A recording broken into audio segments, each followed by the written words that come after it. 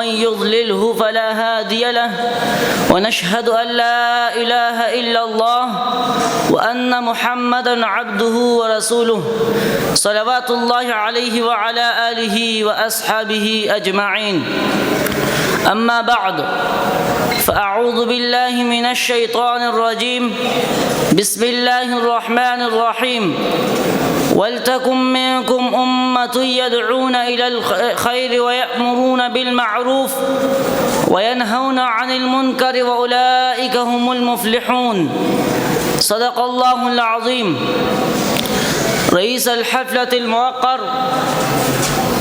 وضيوفنا الكرام وزملائي الأعزاء، إني أتمنى أن أخطب بين أيديكم خطبة يسيرة وجيزة حول موضوع الأمر بالمعروف والنهي عن المنكر، فالالتماس منكم جميعا أن ترغبوا في السماع والعمل بالمعروف والزهادة في المنكرات.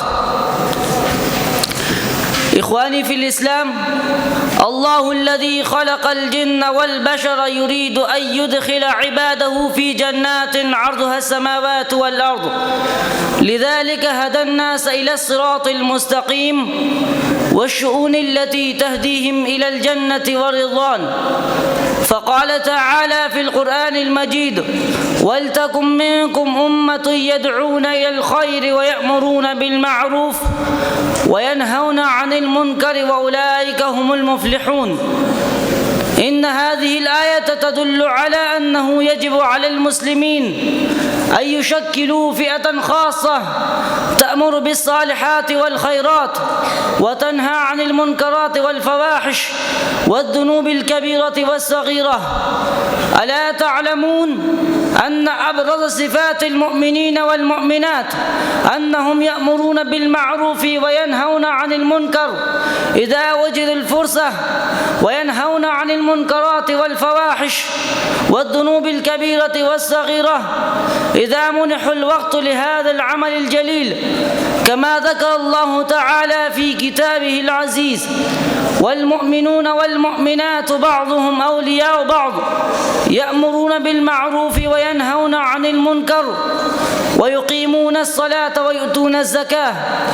إن الله تعالى قدم ذكر الأمر بالمعروف والنهي عن المنكر، ثم ذكر إقام الصلاة وإيتاء الزكاة.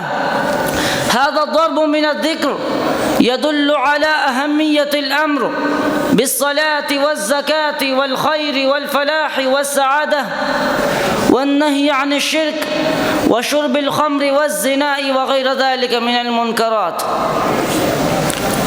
أيها المستمعون الكرام، حينما يترك العبد الأمر بالمعروف والنهي عن المنكر في مجالسه ومحافله، في بيته وحجرته، في درسه وتعليمه، لا يقبل الله تعالى دعوات عبده، لا يتوجه الله الخالق الجليل إلى دعاء العبد إذا اضطر العبد إلى دعوة الله، لأن العبد ترك الأمر المهم الذي وجب عليه القيام به.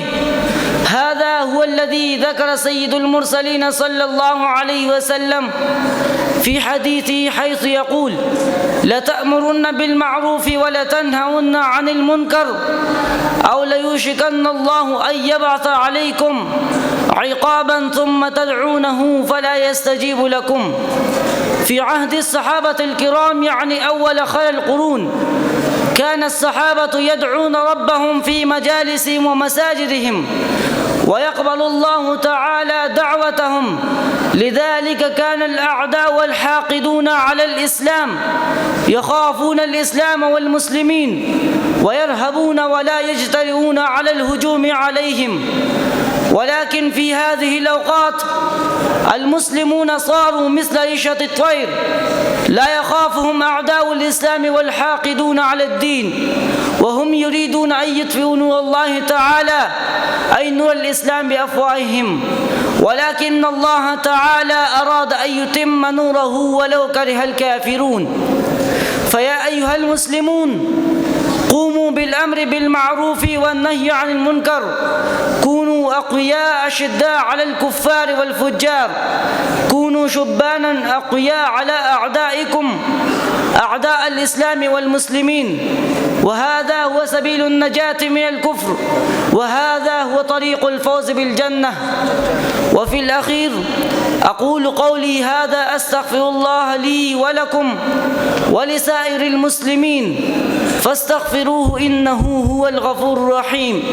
والسلام عليكم ورحمة الله وبركاته.